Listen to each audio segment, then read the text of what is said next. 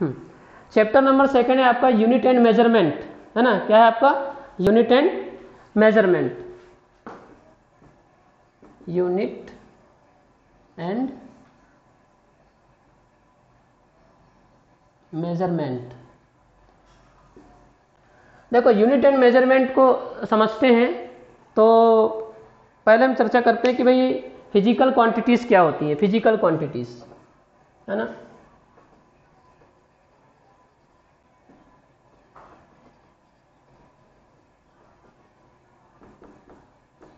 Physical quantities क्या होती है? फिजिकल क्वांटिटीज, देखो फिजिकल क्वांटिटीज ऐसी क्वांटिटीज होती हैं जिनको हम क्या कर सकते हैं, डायरेक्टली या इनडायरेक्टली क्या कर सकते हैं, उसको मेजर कर सकते हैं, है ना। The quantities which can B measured directly and indirectly is called physical quantities.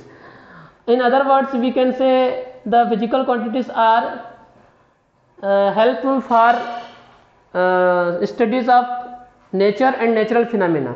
मतलब ऐसी ये फिजिकल क्वांटिटीज ऐसी क्वांटिटीज होती हैं जिनकी हेल्प से क्या कर सकते हैं हम, नेचर और नेचर की जितने भी फिनोमेना होती है या फिजिक्स के जितने भी लॉ होते हैं, है ना, उनको क्या कर सकते हैं, उनकी स्टडीज कर सकते हैं, पढ़ सकते हैं उनको। ठीक है, तो दो डेफिनेशन अगर आप देना चाहते हैं फिजिकल क्वांटिटीज को, आप दे सकते हैं कि द क्वांटिटीज विच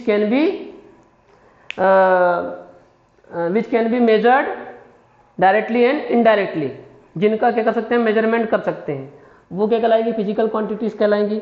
और मैंने क्या बोला आपको, अदर वर्ड्स में अगर आपको बोलना है कि भाई फिजिकल क्वांटिटीज क्या होती है, तो फिजिकल क्वांटिटीज, है ना, the quantities which help us to study for phenomena of natures and physical world or physical laws। ठीक है, दोनों ही। माइक ऑन है किसी न किसी का, माइक ऑफ करो। किसका माइक ऑफ है? ऑन है। और आर्यन तुम्हारा माइक पर क्लिक करो जरा, रेड साइन आना चाहिए। हाँ, यस, ओके। तो क्लियर हो गई बात, डेफिनेशन आपकी क्लियर हो गई फिजिकल क्वांटिटीज की। The quantities which can be measured directly and indirectly are called physical quantities, जैसे मास, लेंथ, टाइम एटसेट्रा, है ना। इनको क्या कर सकते हो आप, डायरेक्टली या इनडायरेक्टली क्या कर सकते हो, मेजर कर सकते हो। ठीक है, और दूसरी डेफिनेशन मैंने अगर आपको बनाना है तो बना सकते हैं कि ऐसी क्वांटिटीज जिनकी हेल्प से क्या कर सकते हैं आप, फिजिक्स की जितने भी लॉ हैं या नेचुरल जितने भी फिनोमिना हैं उनके बारे में क्या कर सकते हैं, स्टडी कर सकते हैं, तो उसको हम क्या कहेंगे, फिजिकल क्वांटिटीज कहेंगे। अब हमारे ये तो ठीक है, फिजिकल क्वांटिटीज हमने बता दिया कि भाई लेंथ है, मास है ना, टाइम है।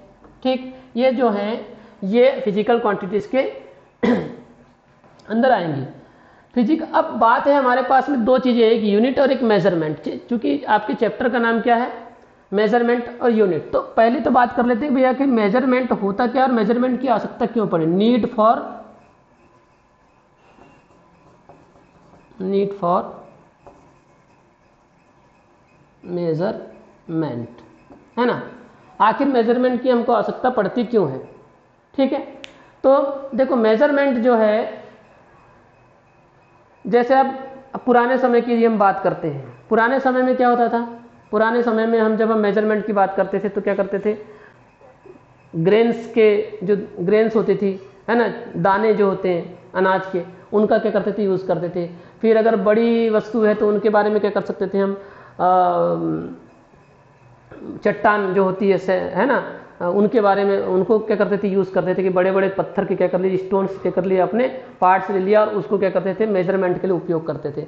ठीक है, लेंथ के लिए हम बात करें तो भाई बोले 2 फरलांग चल लो, 3 फरलांग चल लो, या 1 हाथ नाप लो, 2 हाथ नाप लो, या 4 उंगल नाप लो, है ना, फिंगर्स से नाप लीजिए, 4 फिंगर्स 5 फिंगर्स ऐसा। लेकिन बताइए क्या ये परफेक्ट मान था क्या, परफेक्ट वैल्यू थी क्या?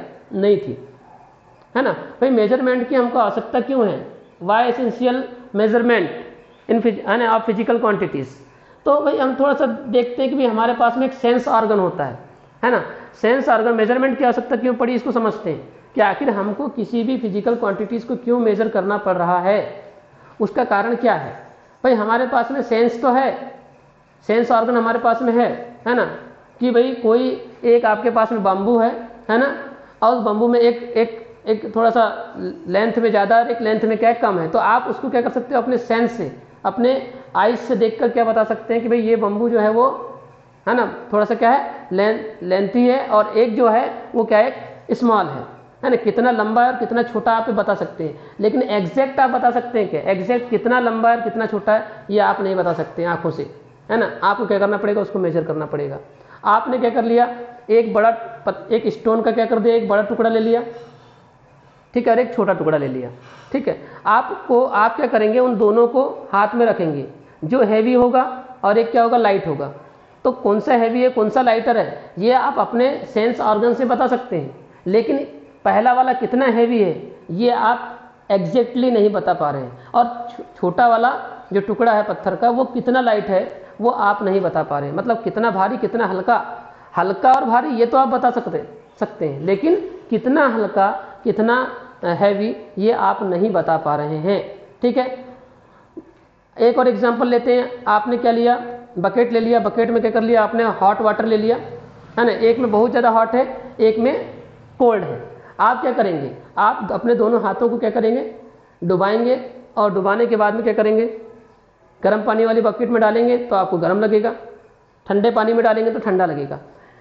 ये आपको आपका सेंस ऑर्गन ये बता रहा है कि भाई ये पानी, ये वाटर जो है ये हॉट है, ये क्या है कोल्ड है, लेकिन कितना हॉट है कितना कोल्ड है ये कैसे पता चलेगा। तो आपको actual measurement, exact measurement, definite measurement क्या होना चाहिए, मालूम होना चाहिए। और ये सेंस ऑर्गन जो हमको बताते हैं कि ठीक है कौन लंबा है कौन छोटा है, कौन हैवी है कौन लाइट है ना, कौन हॉट है कौन कोल्ड है ना, ये तो बता सकता है, लेकिन कितना हॉट है कितना कोल्ड है, कितना लेंथी है कितना स्मॉल है, कितना हैवी है कितना लाइटर है, ये नहीं बता पा रहे हैं।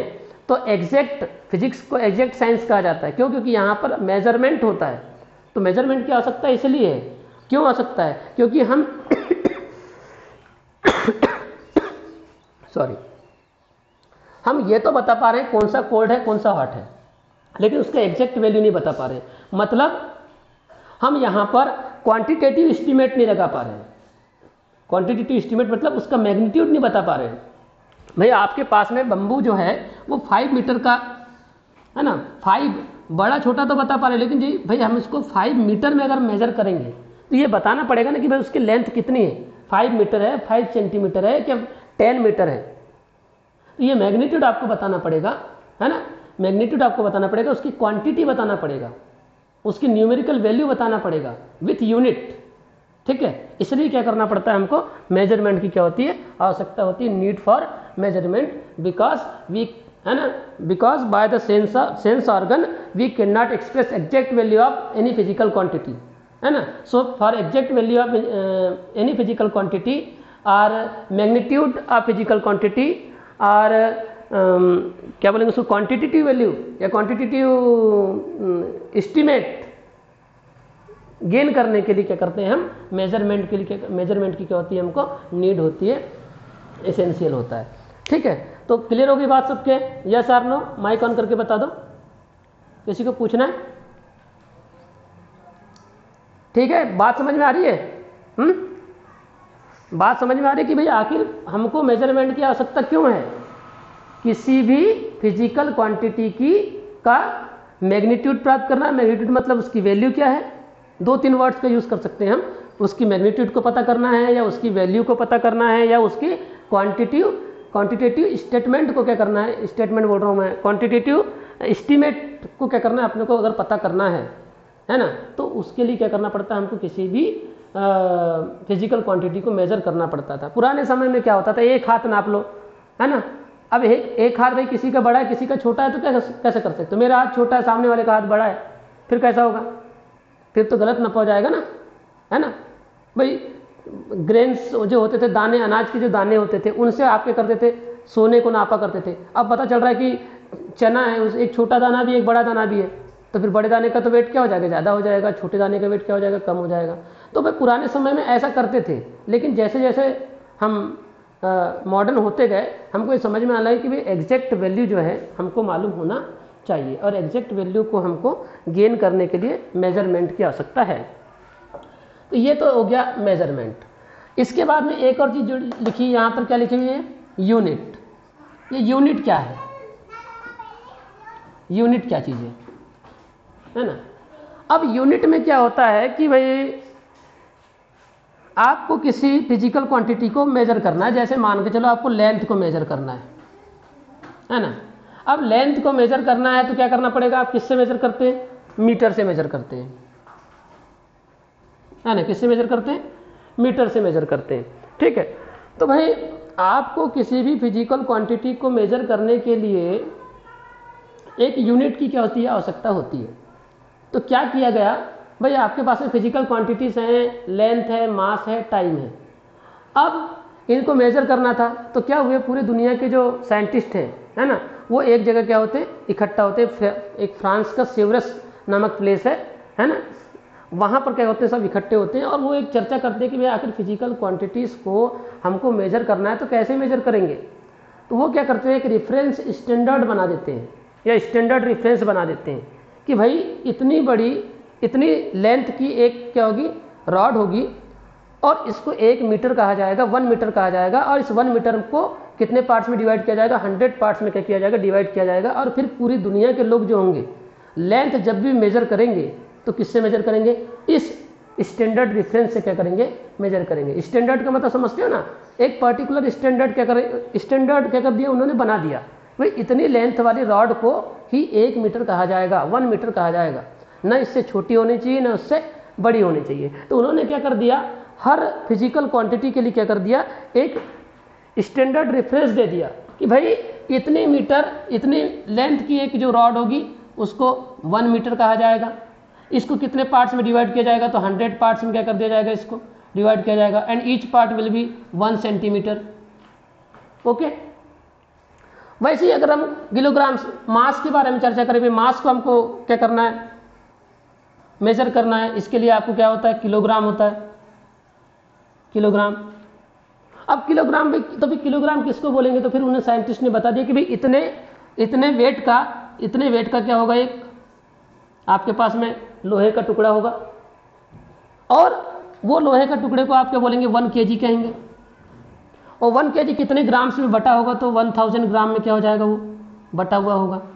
ये उन्होंने पहले से क्या कर दिया है, मीटर को डिसाइड कर दिया है कि भाई इतनी लेंथ को 1 मीटर कहा जाएगा, इतने ग्राम, इतने वेट वाले को 1 किलोग्राम कहा जाएगा, है ना। इतने टाइम को, है ना, 1 hour is equal to 60 minute, इतने टाइम को क्या किया जाएगा, आवर कहा जाएगा। या इस इतने टाइम को 1 सेकेंड कहा जाएगा। अगर हम टाइम की बात करें तो सेकेंड से सेकेंड, तो इतने जो टाइम होगा उसको क्या कहेंगे हम, सेकेंड से क्या करेंगे, डिनोट करेंगे। इससे कम नहीं होना चाहिए, इससे ज़्यादा नहीं होना चाहिए। दुनिया की कोई भी घड़ी हो, दुनिया की कोई भी वॉच हो, क्या होता, अलग अलग समय बताती क्या? नहीं बताती। मेरे मोबाइल का सेकंड अलग चलता होगा, आपके मोबाइल का सेकंड अलग चलता होगा, ऐसा हो सकता है क्या? ये पॉसिबल नहीं है। मतलब जो साइंटिस्ट हैं उन लोगों ने क्या किया, उन लोगों ने पूरा का पूरा एक यूनिट्स का, कहना चाहिए, एक डिज़ाइन कर दिया यूनिट्स को उनने कि भाई लेंथ जो होगी वो 1 मीटर होगी, स्टैंडर्ड वैल्यू। किलोग्राम इतने ही वेट का किलोग्राम है, कोई इससे ज़्यादा वेट का किलोग्राम नहीं बनाएगा, है ना, या कम वेट का भी नहीं बनाएगा। ऐसा नहीं होगा कि भाई 1 मीटर बराबर 100 सेंटीमीटर है तो आपने क्या कर दिया कि 1 metre is equal to 90 centimetre का क्या कर दिया कि स्केल बना दिया, उसको मीटर मान के चल रहे। ऐसा नहीं होने वाला है। तो यूनिट जो है ना, एक ये स्टैंडर्ड रेफरेंस है। किस काम में आता है ये? किसी भी फिजिकल क्वांटिटी के मेजरमेंट के लिए, है ना। द स्टैंडर्ड रेफरेंस, है ना, which is called unit for measurement of any physical quantities. Okay. तो ये यूनिट क्या चीज है? For measurement of any physical quantities a reference standard is used which is called unit. ठीक है। डेफिनेशन आपकी बुक में अगर देखना चाहेंगे तो दिखी रहेगी। The reference standard for the measurement of the given physical quantities is called the unit of path of that physical quantities. कहने का मतलब वही है कि आपको अब किसी भी, जैसे मान के चलो आपके पास में कोई एक काफ़ी लेंथ का क्या है, बम्बू है ना, और इसको क्या करना है, आपको मेजर करना है। तो आप क्या करेंगे, अब इस 1 मीटर को क्या करेंगे, 1 मीटर से क्या करेंगे, इसकी तुलना करेंगे, कि भाई आखिर ये जो बम्बू है कितने मीटर का है। मान चलो 1 मीटर इतना लंबा है, तो भाई यहाँ से लेकर यहाँ तक ये 1 मीटर हो गया, यहाँ से यहाँ तक फिर ये दूसरा मीटर काम हो गया, यहाँ से यहाँ तक तीसरा मीटर काम कर गया, यहाँ से यहाँ तक चौथा काम कर गया। तो आपने क्या किया, इस स्टैंडर्ड वैल्यू को क्या किया, इससे क्या किया, तुलना की, कंपैरिजन किया, है ना, कि यहाँ पर आपको किसी बम्बू को क्या करना है, आपको मेजर करना है, तो आपको 1 मीटर को क्या करना पड़ेगा, 1 मीटर से क्या करना पड़ेगा, मेजर करना पड़ेगा। तो अच्छा, इसको फिर बदल भी नहीं सकते आप, इसको आप चेंज नहीं कर सकते, यूनिट को आप चेंज नहीं कर सकते। लेंथ को आपको मीटर से मेजर करना होगा, मास को आपको किलोग्राम से मेजर करना होगा, टाइम को आपको सेकंड से मेजर करना होगा। और ये सब वैज्ञानिकों ने, साइंटिस्ट ने क्या कर दिया है, ये एक स्टैंडर्ड वैल्यू क्या कर दिया है, उन्होंने बना दिया है। इसको आप बदल नहीं सकते, चाहे लालबरा में आप लेंथ में मेजर कर रहे हो, चाहे आप भोपाल में मेजर कर रहे हो, चाहे आप यूएसए में मेजर कर रहे हो, चाहे आप लंदन में मेजर कर रहे हो, आप इस स्टैंडर्ड वैल्यू को, स्टैंडर्ड रेफरेंस को बदल नहीं सकते। और पूरी दुनिया के लोग इन्हीं स्टैंडर्ड वैल्यूज का क्या करते हैं, यूज करते हैं for the measurement of any physical quantities. Okay, तो बात समझ में आई, यूनिट क्या चीज है, यस और नो, यूनिट क्या है, समझ में आया, यूनिट क्या है, यूनिट मतलब एक स्टैंडर्ड वैल्यू, है ना, हाँ, अ स्टैंडर्ड वैल्यू, है ना, विच कैन बी यूज्ड, हाँ, मतलब कोई भी फिजिकल क्वांटिटी को मेजर करने के लिए क्या करते हैं, हाँ, मेजर करने के लिए एक स्टैंडर्ड रेफरेंस का क्या करते हैं, यूज करते हैं। वो जो स्टैंडर्ड रेफरेंस है वही क्या है, यूनिट है। जैसे लेंथ को मेजर करने के लिए स्टैंडर्ड वैल्यू क्या है, मीटर, तो ये मीटर क्या कहलाएगा, लेंथ की यूनिट कहलाएगा। मास को मेजर करने के लिए स्टैंडर्ड रेफरेंस क्या दिया गया, किलोग्राम दिया गया, मतलब मास की यूनिट क्या कहलाएगी, किलोग्राम कहलाएगी। टाइम को मेजर करने के लिए सेकंड को दिया गया, तो सेकंड क्या कहलाएगा, टाइम की क्या कहलाएगी, यूनिट कहलाएगी, है ना। Is it clear? तो ये हो गया आपका यूनिट के बारे में। तो नीड फॉर मेजरमेंट भी समझ में आ गया हमको, क्योंकि हमारे जब तक के चैप्टर को हम समझेंगे नहीं, क्योंकि हमारे चैप्टर का नाम ही क्या है, यूनिट एंड मेजरमेंट है। यूनिट क्या है ये नहीं समझेंगे, मेजरमेंट क्या है ये नहीं समझेंगे, तो बात समझ में नहीं आएगी। नीड ऑफ मेजरमेंट भी हमने समझ में आ गया कि हमको एग्जैक्ट वैल्यू चाहिए किसी भी फिजिकल क्वांटिटी की, इसलिए मेजर करना हमको आवश्यक है। दूसरी चीज़ यूनिट क्या है, फिर किससे मेजर करेंगे, तो मेजर करने के लिए हमारे पास में यूनिट है। यूनिट क्या है, तो एक स्टैंडर्ड डिफरेंस है जिसका हम यूज़ करते हैं किसी भी फिजिकल क्वांटिटी के मेजरमेंट के लिए।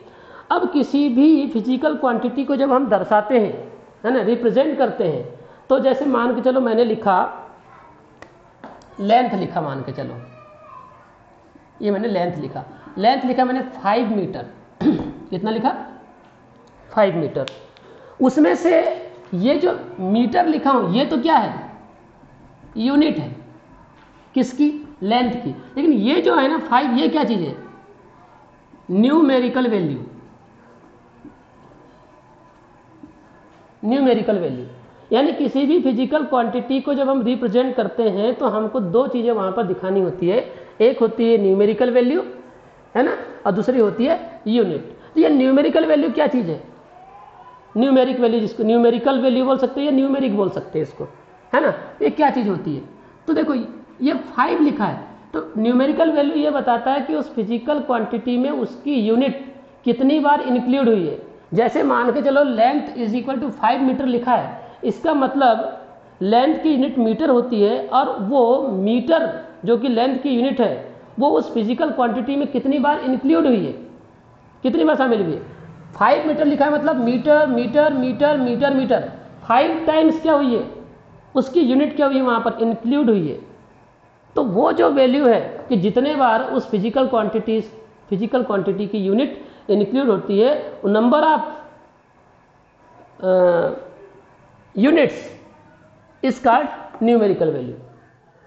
ठीक है, किसी फिजिकल क्वांटिटी में उसका जो यूनिट है वो कितने बार इंक्लूड हुआ है, तो नंबर ऑफ यूनिट्स जो है ना। अगर इसको हम डेफिनेशन के द्वारा देखें तो आप ऐसा बोल सकते हैं न्यूमेरिकल वैल्यू को,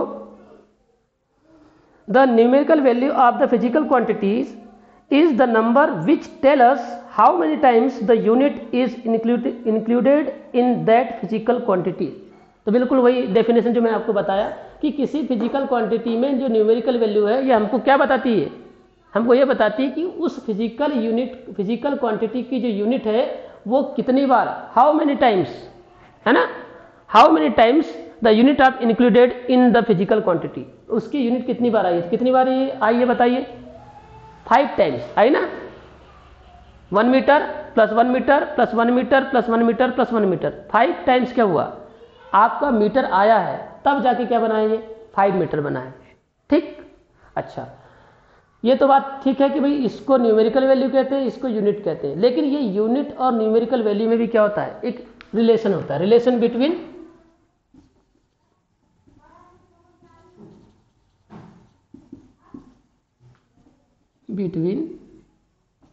यूनिट एंड न्यूमेरिक भी बोलते हैं, न्यूमेरिकल वैल्यू भी बोलते हैं। तो ये जो होता है ये इनवर्सली प्रोपोर्शनल का रिलेशन होता है इसमें कि unit is inversely proportional to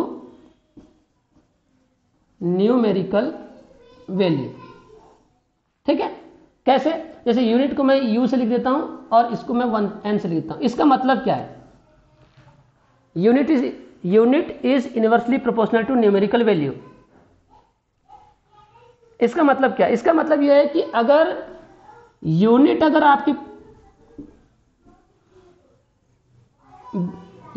आपकी क्या है, बिग है, तो जो न्यूमेरिकल वैल्यू होगा वो क्या हो जाएगा, स्मॉल होगा।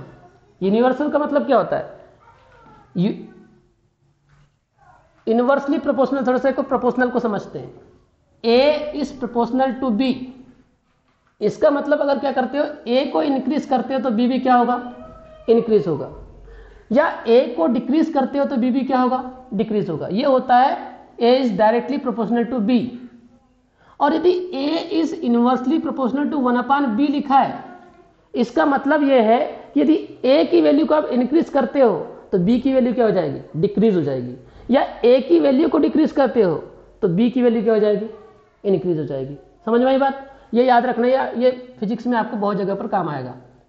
प्रोपोर्शनल यानी एंड इनवर्सली प्रोपोर्शनल। प्रोपोर्शनल में क्या होता है, एक को इंक्रीज करने पर दूसरी वैल्यू भी क्या होती है, इंक्रीज होती है, एक को डिक्रीज करने पर दूसरी वैल्यू क्या हो जाती है, डिक्रीज हो जाती है। लेकिन इनवर्सली प्रोपोर्शनल में क्या होता है, अगर इसकी वैल्यू को आप इंक्रीज करते हैं तो बी की वैल्यू क्या हो जाएगी, डिक्रीज हो जाएगी, इसकी वैल्यू को डिक्रीज करते हैं तो ये बी की वैल्यू क्या हो जाएगी, आपकी इंक्रीज हो जाएगी। क्लियर, ये होता है। तो अगर मान के चलो, अगर हम इसको थोड़ा सा समझते हैं,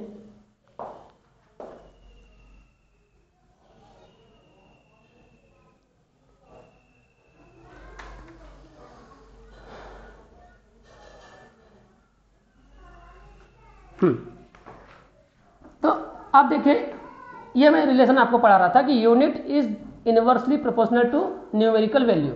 अगर यूनिट क्या है आपके पास में, लार्जर है, तो ये क्या हो जाएगी, एन क्या हो जाएगी, स्मॉलर हो जाएगी। और अगर यूनिट आपकी क्या है, स्मॉलर है, तो एन क्या हो जाएगी, लार्जर हो जाएगी। इसको समझो जरा, देखो, जैसे मान के चलो 5 metre is equal to 100 centimetre.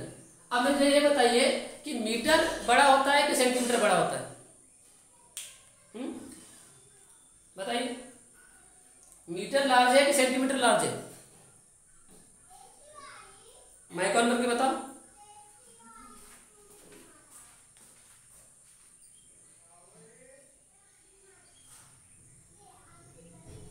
Hello hello,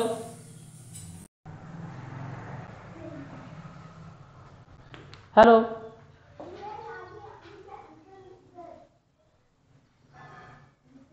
अरे यार,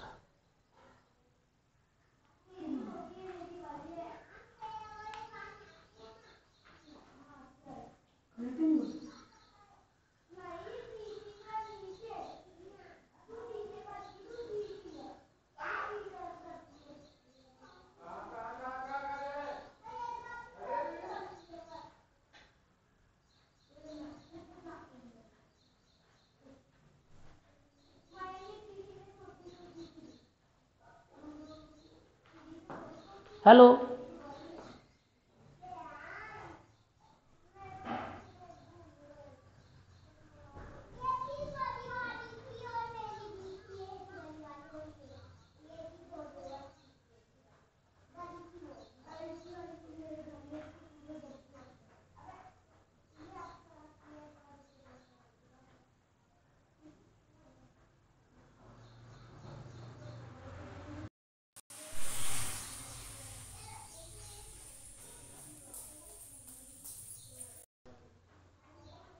हेलो,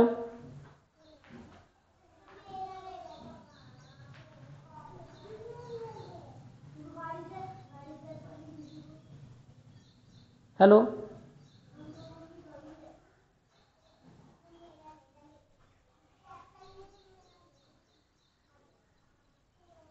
हेलो,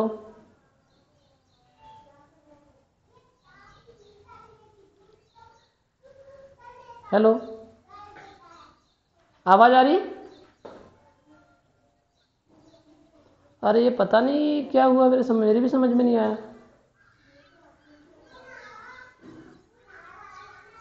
हाँ, कहाँ तक पढ़े थे तुम लोगों ने? हम्म?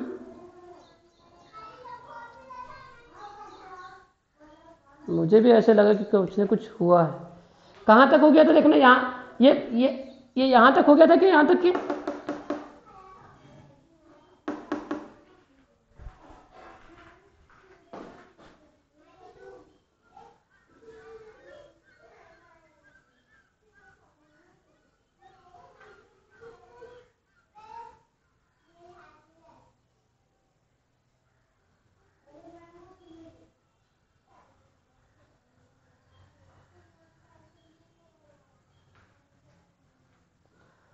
हाँ मुझे बताओ, ये यहाँ तक हो गया था क्या तुम्हारा? ये हो गया था ये?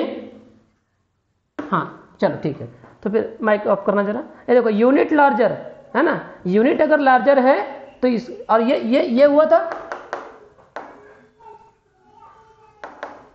ये हुआ था क्या? ये समझा दिया था ना, चलो ठीक है। देखो इसका मतलब क्या है, unit is inversely proportional to numerical value. मतलब यूनिट यदि लार्ज है तो न्यूमेरिकल वैल्यू क्या हो जाएगी? स्मॉल हो जाएगी। यूनिट यदि स्मॉल है तो न्यूमेरिकल वैल्यू क्या हो जाएगी? लार्ज हो जाएगी। इसको मैं आपको समझा रहा था, ये 5 metre is equal to 100 centimetre है। मैं आपसे ये पूछ रहा हूँ कि मीटर, ये जो लेंथ की यूनिट मीटर जो है वो बड़ी होती है कि सेंटीमीटर बड़ी होती है? मीटर लार्ज है कि सेंटीमीटर लार्ज है? हाँ है ना, जाहिर सी बात है कि मीटर क्या है आपका? लार्ज है, ठीक है। तो अब बताइए, ये आपके पास में लार्ज है और ये आपके पास में क्या है? स्मॉल है, राइट। अच्छा, लेकिन इस 5 मीटर में बताइए, अगर मीटर लार्ज है तो ये न्यूमेरिकल वैल्यू यहां पर क्या है? स्मॉल है। यहां 5 है तो यहां क्या है? 100 है? तो अब बताइए 5 लार्ज है कि 100 लार्ज है? बताइए। 100 है ना, 100। इसका मतलब ये क्या हो जाएगा? लार्ज हो जाएगा। तो अब थोड़ा सा है ना, कंपेरिजन करिए आप कि देखिए इस 5 मीटर को देखिए और इस 100 सेंटीमीटर को देखिए। इसमें देखिए, अगर आपकी यूनिट लार्ज है तो न्यूमेरिकल वैल्यू क्या हो गई? स्मॉल हो गई। और इसमें अगर आपकी यूनिट कैसी है? स्मॉल है, तो न्यूमेरिकल वैल्यू कैसी हो गई है? लार्ज हो गई है। क्योंकि आपको मालूम है किसी भी फिजिकल क्वांटिटी में दो चीजें लिखी जाती है, एक यूनिट लिखी जाती है और एक न्यूमेरिकल वैल्यू लिखी जाती है, राइट है ना। तो वैसे ही हमने यहां पर लिखा 5 metre is equal to 100 centimetre. तो आप देख रहे हैं कि जहां यूनिट लार्ज है, वहां न्यूमेरिकल वैल्यू कैसी है? स्मॉल है। और जहां यूनिट स्मॉल है वहां पर न्यूमेरिकल वैल्यू कैसी है? लार्ज है। तो समझ में आ गया relation between unit and numeric. Okay, चलो इसका स्क्रीनशॉट ले लो एक।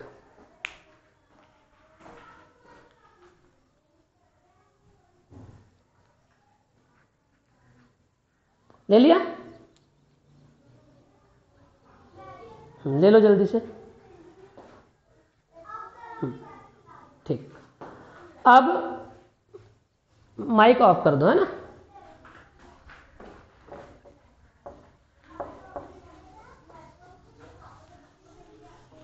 समझ में आ रहा है सबको? इतने हिंदी इंग्लिश चलेगी क्या, और थोड़ा इंग्लिश बढ़ाना है या हिंदी बढ़ाना, क्या करना है? चल जाएगी इतनी? ठीक, अब हम पढ़ते हैं फिजिकल क्वांटिटीज। तो फिजिकल क्वांटिटीज के type of physical quantities, types of physical quantities. So there are two types of physical quantities. First is fundamental physical quantities and second is derived physical quantities. सबसे पहले चर्चा करते हैं fundamental physical quantities के बारे में। Fundamental physical quantities and the quantities which are independence to each other, है ना, या which are independence to other physical quantities is called fundamental quantities.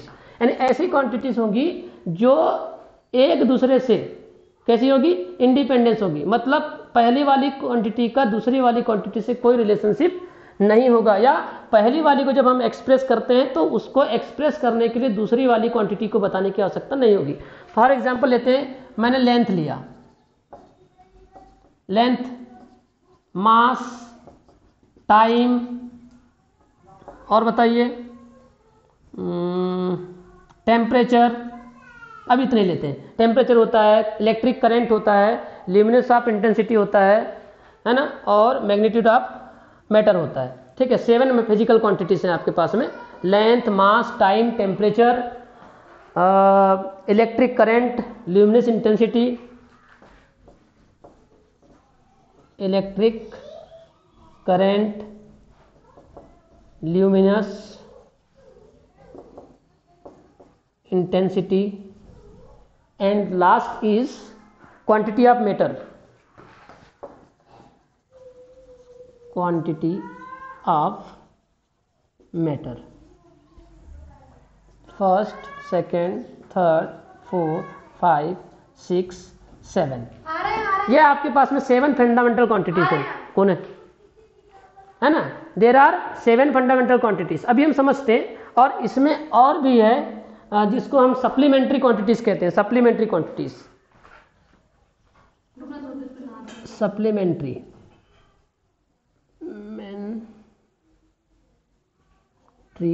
Quantities, इसमें होता है एक प्लेन एंगल होता है और एक सॉलिड एंगल होता है। प्लेन एंगल और सेकंड होता है सॉलिड एंगल। अब देखो, इसको पहले समझते हैं। मैंने इसकी डेफिनेशन बताया, the quantities which are independence to each other, या दूसरी डेफिनेशन हो जाएगी, the quantities which are independence to other physical quantities is called fundamental quantities. कैसे इंडिपेंडेंस है? जैसे मैंने किसी लेंथ को बताना चाह रहा हूँ, मैं लेंथ को बताना चाह रहा हूँ, मान चलो मैंने लेंथ बताया 5 मीटर, तो क्या मुझे 5 मीटर बताने के लिए उसकी वैल्यू, क्या उसका मास बताना पड़ेगा? क्या मेरे को लेंथ बताने के लिए मास बताना पड़ेगा? क्या नहीं बताना पड़ेगा। या मुझे बताना पड़ेगा कि भाई ये बांस जो बम्बू है इसकी लंबाई, लेंथ जो है 5 मीटर है, तो भाई कितने टाइम पर है? 10:05 पर है, ऐसा बताना पड़ेगा क्या? मतलब टाइम बताने की आवश्यकता पड़ी क्या?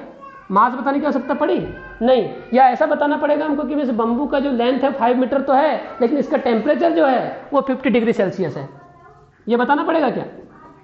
नहीं बताना पड़ेगा। मतलब हमको लेंथ बताने के लिए बाकी अदर क्वांटिटीज को बताने की, या उस बम्बू में 5 एम्पियर की करंट फ्लो हो रही है, क्या ऐसा बताना पड़ेगा? नहीं बताना पड़ेगा। या भाई वो बम्बू कितना चमक रहा है वो बताना पड़ेगा? नहीं बताना पड़ेगा।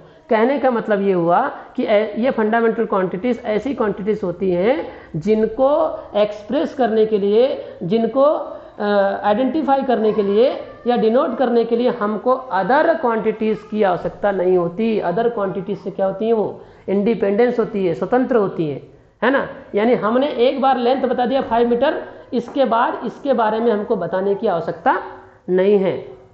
वैसे ही अगर हम किसी वेट को बता रहे हैं, हमने बता दिया 5 किलोग्राम, तो 5 किलोग्राम, भाई किसी ऑब्जेक्ट का वेट 5 किलोग्राम है, तो क्या वेट के साथ साथ आपको उसका लेंथ बताने की आवश्यकता है?